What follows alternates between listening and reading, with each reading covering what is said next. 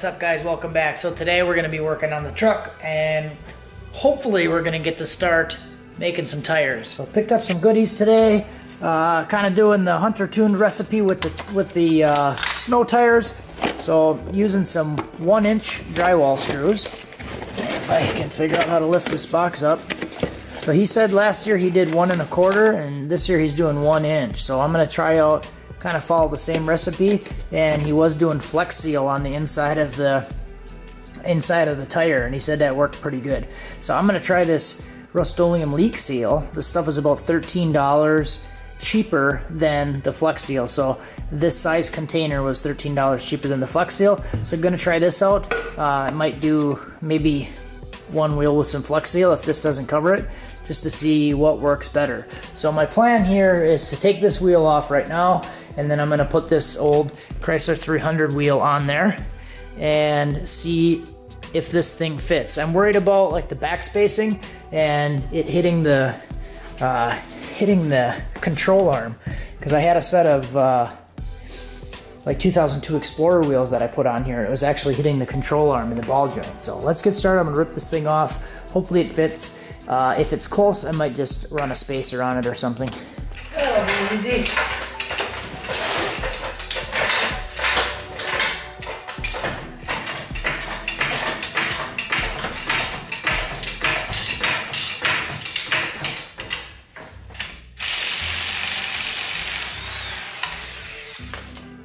Alright guys, so I got some maybe not good news. You guys might have seen it on the Daytona and Bravo Facebook page. I posted the rules for the Merrill ice drags.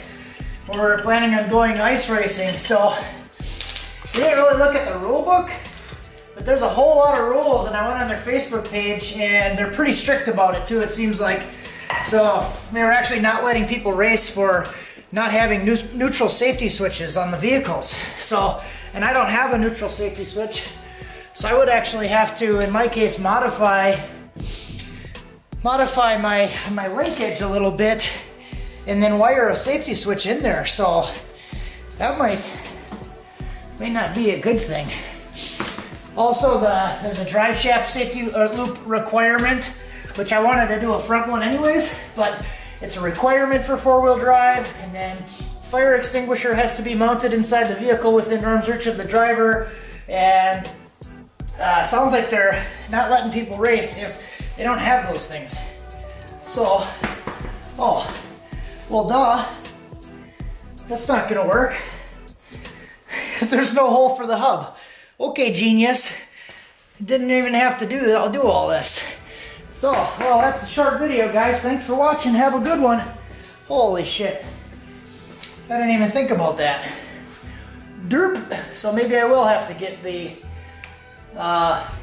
other set, that Jeep set. I think I'm gonna contact that guy. Well, shit. See, you can't win them all, guys, I guess. At least you know I'm not trying to hide nothing.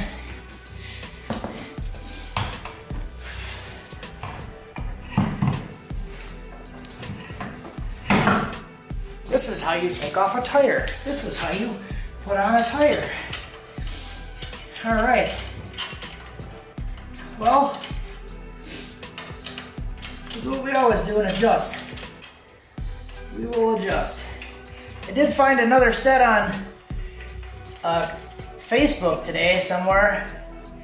So there's guys that have them around. It's just a matter of getting them. But everybody that I talked to, like one guy wanted $100 for a set that has like terrible cracking in it, in the tires. And then another guy had a set for 20 bucks, he said, but it won't be good till next week. He's not gonna do it till next week. And then the other guy that I have a $40 set from, we were going back and forth, but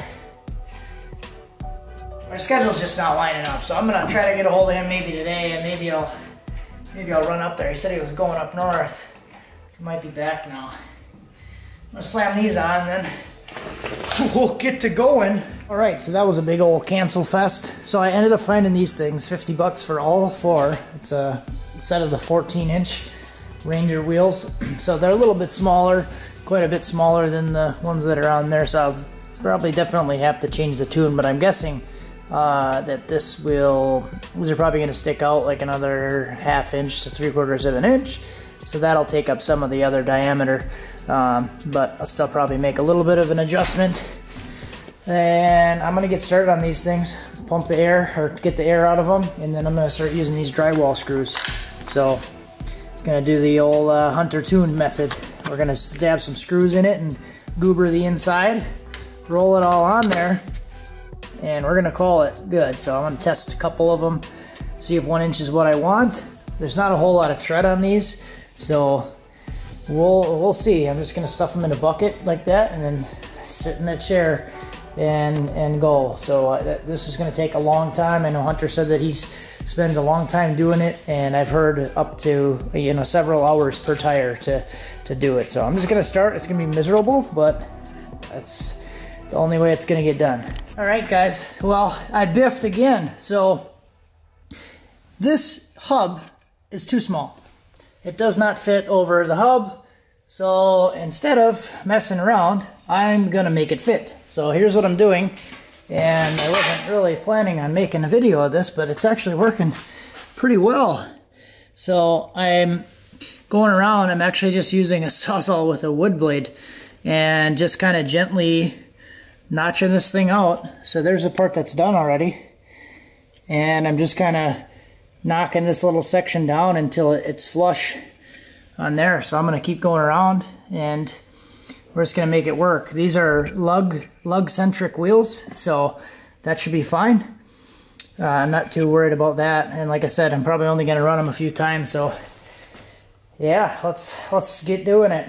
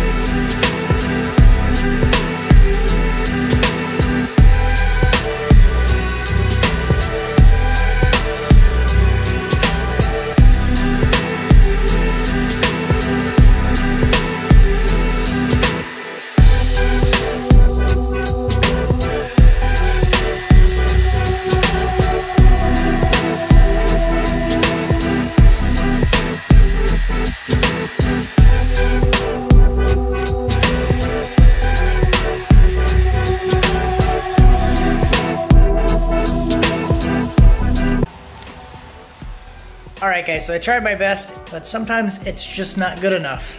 So I was a little spontaneous with buying those wheels.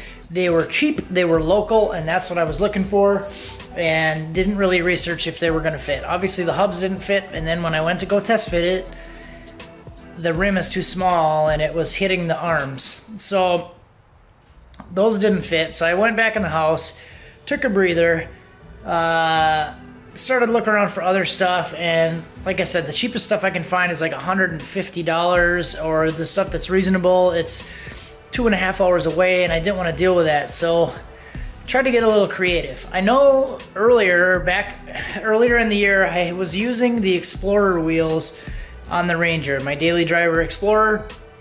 I was using those on here. One of the wheels was rubbing a little bit, so I might have to put a little bit of a spacer on it, but here's my plan. So I did a little brainstorming and wanted to see if those Ranger wheels were going to fit on the Explorer, and of course they didn't fit. So here's what I did.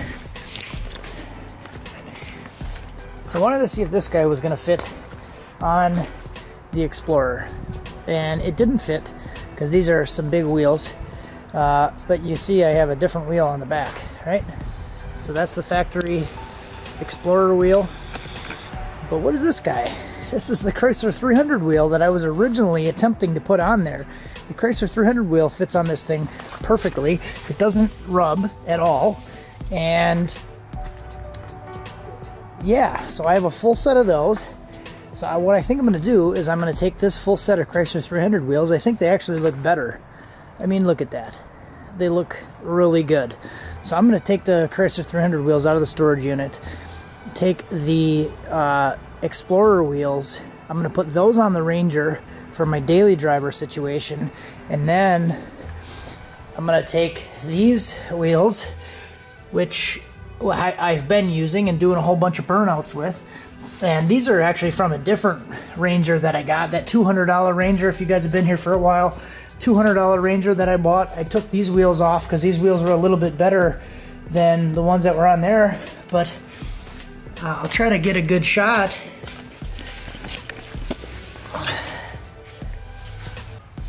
These things are pretty camber worn on the inside. So if you look at it compared to the outside, look at the inside, they're very worn on the inside.